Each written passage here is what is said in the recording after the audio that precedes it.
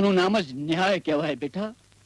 અરે રાજા ને રૈયત વચ્ચે રાજ્યની બાબતમાં જ્યારે પણ ન્યાય કરવાનો વખત આવ્યો છે ત્યારે ભારત વર્ષના તમામ રાજવીઓના હાથ માત્ર રાજ્ય તરફ જ વળ્યા છે. એટલે જ કહું છું બેટા, મારી વાત માન, તું રાજકુમારીને ભૂલી જા. પહેલાંની ગુજરાતી ફિલ્મોના મુહૂર્તો શાનદાર રીતે થતા હતા, પરંતુ અત્યારે તો ક્યારે ફિલ્મનું મુહૂર્ત થાય અને પૂર્ણ થાય તેની લોકોને ખબર જ નથી પડતી. ત્યારે આવી ફિલ્મો કેમ ચાલી શકે? આ શબ્દો છે ગુજરાતી ફિલ્મના પીઢ કલાકાર દેવેન્દ્ર પંડિતના. છેલ્લા 50 વર્ષથી રૂપેરી પડદાના આસમાને ઝગમગતો સિતારો દેવેન્દ્ર પંડિત વિશે જાણવું પણ એક લ્હાવો છે. મૂળ સુરતના દેવેન્દ્ર પંડિતની અભિનય કેરિયર રંગમંચ દ્વારા થઈ હતી. બાળપણમાં શાળામાં અભ્યાસ દરમિયાન સિનેમા હોય તે રોડ ઉપર ફિલ્મના પોસ્ટર જોવા જતા હતા અને વિચાર કર્યો કે મારે પણ અભિનય ક્ષેત્રે જવું છે, પરંતુ ત્યારે તેમને ગુજરાતી ફિલ્મ વિશે વધુ જાણકારી ન હતી. તો નમસ્કાર મિત્રો, હું છું ગજ્જર નિલેશ અને આજે આપણે વાત કરીશું દેવેન્દ્ર પંડિત, જે ગુજરાતી ફિલ્મોમાં દેવેન્દ્ર બાપા તરીકે પણ ઓળખાય છે. તો આપ અમારી ચેનલ પર પહેલીવાર વિડીયો જોઈ રહ્યા હો તો અત્યારે જ અમારી ચેનલને સબસ્ક્રાઈબ કરી દો અને બાજુમાં આપેલા બેલ આઇકનને પણ દબાવી દો, જેથી અમારા આવનારા નવા વિડીયોના નોટિફિકેશન આપને તુરંત મળે. સાથે જ અમારા ફેસબુક પેજ અને ઇન્સ્ટાગ્રામ આઈડીને લાઇક કરવાનું ભૂલતા નહીં. સોનુ મારી મોટી દીકરી હતી. બચપણમાં બંને છોકરીઓને મૂકીને એમની માં મરી પરવારી. લાળકોળમાં ઉછેરીને મોટી કરેલી મારી દીકરીને ગામના મુખીના દીકરા કાનાના જોડિયા પાવાએ એવી તો ઘેલી કરી. 15 ઓક્ટોબર 1939માં જન્મેલ અને ઈસવીસન 1955-56માં દેવેન્દ્ર પંડિત મુંબઈ ગયા. ઘરની પરિસ્થિતિ આર્થિક રીતે સારી ન હતી, જેના કારણે તેમને કોલેજની સાથે બાળકોને ટ્યુશન આપવા લાગ્યા. સમય જતાં તેમને બેંકમાં નોકરી મળી, પરંતુ તેમાં એક શરત હતી કે વર્ષમાં ઇન્ટર્નશિપ કોમ્પિટિશન સ્પર્ધામાં ભાગ લેવાનો. આ શરત સાથે નોકરી મળી અને તેમણે કોલેજ યુનિવર્સિટી ફેસ્ટિવલમાં ભાગ લીધો.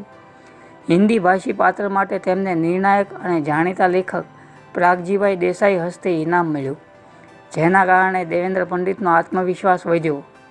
આ ઘટનાને થોડો સમય વીત્યા બાદ એક દિવસ કોલેજના પ્રિન્સિપાલ પર પ્રાગજીભાઈ દેસાઈનો ફોન આવ્યો કે તેઓ દેવેન્દ્ર પંડિતને મળવા માગે છે. દેવેન્દ્ર પંડિતની મુલાકાત પ્રાગજીભાઈ સાથે થઈ અને તેમણે નાટકમાં રુચિ વિશે પૂછ્યું. પૈસાની સખત જરૂરતને કારણે તેમણે ઓફર સ્વીકારી લીધી. પટેલ લાગો દર વરે આવીએ એટલે ઓન પર થયું કે હાલ મેળે લઈ આવી. પટેલ તમે એકલા કા? મારા ભાભી ને દીકરી રાધા ક્યાં? એ તો ફરતો સહીના ભાઈબંધો અરે ક્યાંક. હાલો ક્યાંક ચા મળે તો પી. હાલો કડક મીઠી પી. સ્વયં સિદ્ધા નાટકમાં સૌપ્રથમવાર દેવેન્દ્ર પંડિત આવ્યા, જેમાં અરવિંદ, પદ્મારાણી, મૂળરાજ, રાજરાજ એવા રંગભૂમિના ધુરંધર કલાકારો હતા, તો દિગ્દર્શક ચંદ્રકાંત સાંગાણી હતા. પ્રથમ નાટકમાં દર્શકની વાહ મેળવી અને આ ટીમમાં માનીતા બની ગયા. દેવેન્દ્ર પંડિતના અભિનયથી પ્રભાવિત થઈ અરવિંદ પંડ્યા તેમને ફિલ્મોમાં લાવ્યા. મજિયારા હૈયા બ્લેક એન્ડ વ્હાઇટ તેમની પ્રથમ ફિલ્મ હતી, જેમાં મહેશ દેસાઈ હીરો હતા. એને જોઈને પહેલા તો મારી આંખો વિસ્મયથી પોળી થઈ ગઈ. રાજા સાહેબ, એ અદલો અદલ આપણા અજય જેવો જ છે. અજય જેવો છે એટલે અજય નથી? મેં એને અજય કહીને બોલાવ્યો તો એને કહ્યું કે હું અજય નથી, મારું નામ તો કુમાર છે. ગીતો કહીને લોકોના દિલ બહેલાવું છું. ને પાછું એને એમ કહ્યું કે મેં ધરમપુર કદી જોયું નથી. 250થી વધુ ગુજરાતી ફિલ્મો, જેમાં ગોરમાનો વર કેસરીયો, મહેંદી રંગ લાગ્યો, પિયુ મારા દલડાનો ચોર, મેં તો પાલવડે બાંધી પ્રીત, પ્રેમ ગોરી તારો કેમ કરી ભૂલાય, માં મારે જીવવું છે, પુત્રવધુ, ધરતીનો ધબકાર, રખોપા મારી અંબે માના, મોટા ઘરના માન, મા દશામાં રાખજે મારી ચુંદડીની લાજ, હરસિદ્ધિ માતા, મહેરમાં મનડું નથી લાગતું, રાજપૂતાણી.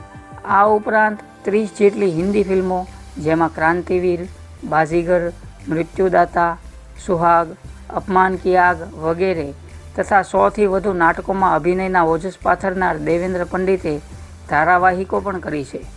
ગુજરાતી ફિલ્મોમાં જેટલું માન હીરોને મળે તેટલું જ માન દેવેન્દ્ર પંડિતને મળે છે. તેનું કારણ તેમનો સરળ સ્વભાવ અને એકબીજાને સહકારની ભાવના છે. આજનો યુવા કે વયોવૃદ્ધ જ્યારે પણ પંડિતજીને જોવે કે તરત તેમને મળવા દોડી જાય છે. જે તેમની સફળતા કે લોકપ્રિયતા છે તેમ કહેવું ખોટું નથી. આ શું માંડ્યું છે તમે? મારો ઢીંગલો. એ અમન દઈ દે, રાધાને ઢીંગલો દઈ દે. બાપુ લ્યો. જુઓ તો બાપુ કેવી દશા કરી નાખી મારા ઢીંગલાની. હાવ ગાંડી છે મારી સોડી. અરે બેટા, આ ઢીંગલાને કોરે મૂક. પંડિતજી પોતાનો એક યાદગાર પ્રસંગ જણાવતા કહે છે કે સંસાર ચક્ર નામની એક ફિલ્મ બનતી હતી, જેમાં અસરાની, રીટા ભાદુરી, ઉર્મિલા ભટ્ટ હતા, જેના નિર્માતા કૃષ્ણકાંત હતા. આ ફિલ્મમાં અસરાનીના પિતાના પાત્ર માટે ફિલ્મના લેખક હરીન મહેતાએ એમનું નામ સૂચવેલ. અસરાની એમના કરતાં મોટા હતા, કારણ કે ઘણો વિરોધ થયો છતાં નિર્માતા નિર્દેશકે દેવેન્દ્ર પંડિતને જ લીધા. ફિલ્મ બની અને દર્શકોએ ઉમળકાભેર સ્વીકારી. હૃદયસ્પર્શી દ્રશ્યોમાં દર્શકોએ તાળીઓથી વધાવ્યા અને એમની આંખોમાં હર્ષના આંસુ આવી ગયેલા. આ ફિલ્મમાં જે મહેનતાણું એમનું નક્કી હતું તેના કરતાં વધારે મળ્યું. આ પ્રસંગને તેઓ જિંદગીભર નહીં ભૂલી શકે. વાત કરીએ તેમના નિજી જીવનની તો દેવેન્દ્ર પંડિતના પરિવારમાંથી કોઈ ફિલ્મ ક્ષેત્રે નથી. તેમને 2 પુત્રી અને 2 પુત્ર છે. ગુજરાતી ફિલ્મ ઉદ્યોગમાં દેવેન્દ્ર પંડિત પર્યાય બની ગયા છે. અમિતાભ બચ્ચન, રાજકુમાર, નાના પાટેકર, ઉપેન્દ્ર ત્રિવેદી, નરેશ કનોડિયા, હિતેન કુમાર જેવા અનેક ગુજરાતી ફિલ્મોના સ્ટાર્સ સાથે તેમણે અભિનય કર્યો છે અને તે તમામ કલાકારો સાથે મીઠા સંબંધો પણ ધરાવતા. તો મિત્રો, આપને દેવેન્દ્ર પંડિત વિશેનો આ અમારો એપિસોડ કેવો લાગ્યો તે આપ અમને કોમેન્ટ કરીને જણાવશો. તે સાથે જ જો આપ અમારી ચેનલ પર પહેલીવાર વિડીયો જોઈ રહ્યા હો તો અત્યારે જ અમારી ચેનલને સબસ્ક્રાઈબ કરી દો અને બાજુમાં આપેલા બેલ આઇકનને પણ દબાવી દો, જેથી અમારા આવનારા નવા વિડીયોના નોટિફિકેશન આપને તુરંત મળે. સાથે જ અમારા ફેસબુક પેજ અને ઇન્સ્ટાગ્રામ આઈડીને લાઇક કરવાનું ભૂલતા નહીં. Thank you. પધારો કવિરાજ, પધારો. અરે રામ રામ દેવુભા, રામ રામ. રામ રામ બાપલા, રામ રામ. હવે કહું છું, અમરના લગ્નના ઢોલ કીધી વગડાવા છે.